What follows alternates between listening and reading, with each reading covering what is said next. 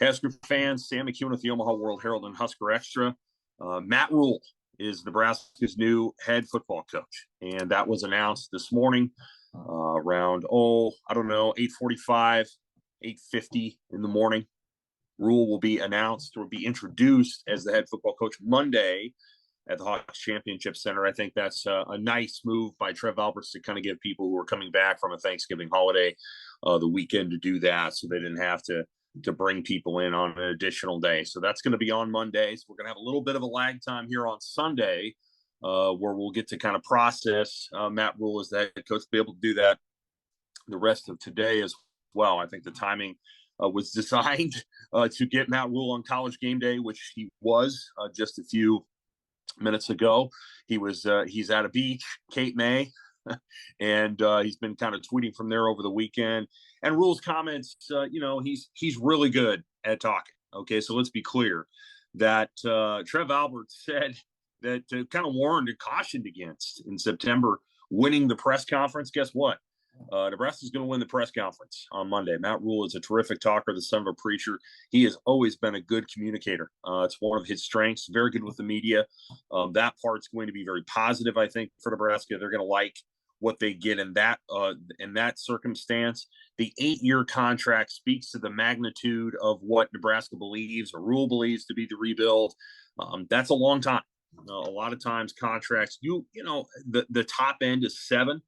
The fact that Rhule got 8 is interesting.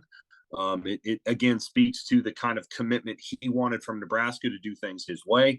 I would anticipate that his salary will be the biggest in Husker football history, and the assistant coaching pool salary will be also the biggest in Husker football history. I think they're going to be making a pretty big financial commitment to Matt Rhule to get him here. I think his staff will come together relatively quickly.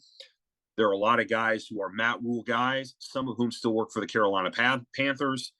Is he going to be able to extract some of those before the end of the season? I don't know. But I do think there'll be a couple of guys who work with the Panthers who eventually follow with him. And the question is, can Matt Rhule retain Mickey Joseph? I think that's going to be something to watch very closely. Mickey Joseph is close with one of Matt Rhule's former assistants, Joe Brady. Joe Brady was fired unceremoniously by Matt Rhule midway through last season. It was an acrimonious divorce, so to speak, and was one of the reasons that I think Carolina Panther fans were frustrated with Matt Rhule overall. And so that'll be interesting to watch. Can Mickey Joseph be retained? I think that's going to be one of the big questions over the next 36 to 48 hours. Matt Rhule said that he has a lot of respect for Mickey Joseph. It may take a few days to line that up and to set it up the right way, but we'll see. I think it's important that they retain Mickey Joseph in terms of keeping some of the players in the fold. Not necessarily Trey Palmer. He declared for the NFL draft, so he's going to be going.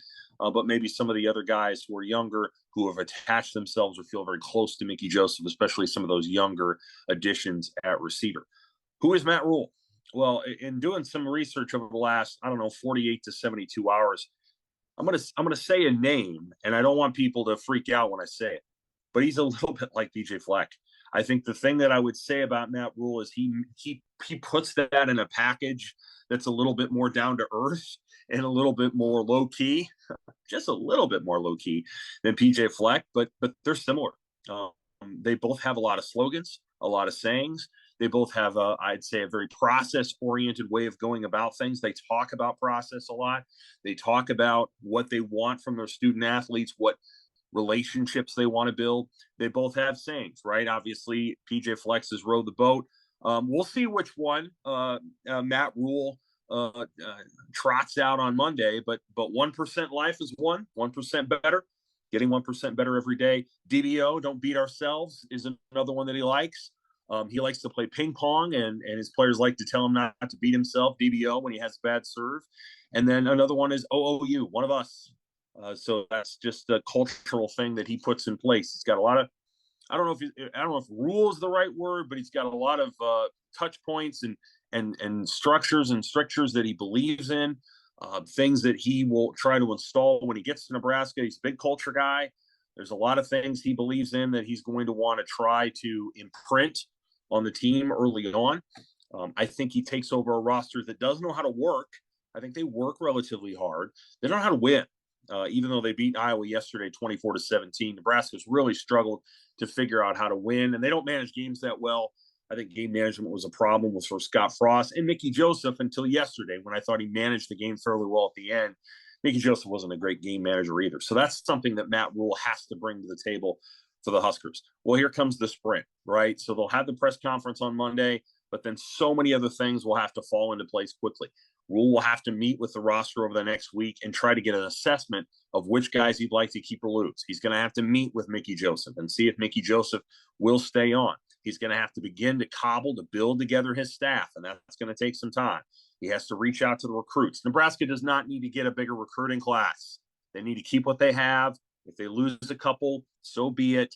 There's not 6 5-stars in the class that they have to hold on to. So Nebraska can't freak out too much over whether the recruiting class is really big. But most importantly, Matt Rhule, when he left college football, there was really just the beginning stages of the transfer portal, and it wasn't like what it is now. Now the transfer portal is a big, big deal. And Nebraska's going to try to probably pick up, 10 to 15 players, I would guess, from that portal. And Matt Rhule has to verse himself really quickly in that. He's going to have a football operations guy who can help him. He's going to have people who can work the recruiting portal, and he's going to have to do that starting the following week. So he'll have 1 week to get up to speed and then get to the transfer portal right away in December. It's going to be crucial for them to put players on this roster that can help them win games. Is this a long-term rebuild? Well, I think it's going to take more than 1 year. Yeah, I don't think Nebraska is going to turn it around immediately. Matt Rhule did turn around Temple and Baylor, but he didn't turn it around 5 seconds into his tenure. I think it doesn't have to be 10 years, though. I think 3 years is a good goal. I think there's some things that have to be fixed that were left over from the Scott Frost era. I think there's a few things that need to be fixed that were left over from the Mike Riley era in terms of some of the players that they brought into the program. So we'll figure it out. We'll see what happens. I do think it's a pretty good hire. I think it's about the top end of what Nebraska could get. Maybe Luke Fickell, maybe Chris Kleiman would have been better fits overall. But at the end of the day, Matt Rhule is going to come in. He's going to talk a good game, folks. He will be able to talk to people. He will reach boosters. He will reach fans. He will reach players. He will reach coaches. He will reach ex-Huskers, and that last group is important. He's probably going to get around over the next month or so. He will talk a lot. He will do a lot of speaking engagements, I'm sure, and he'll be good with the media.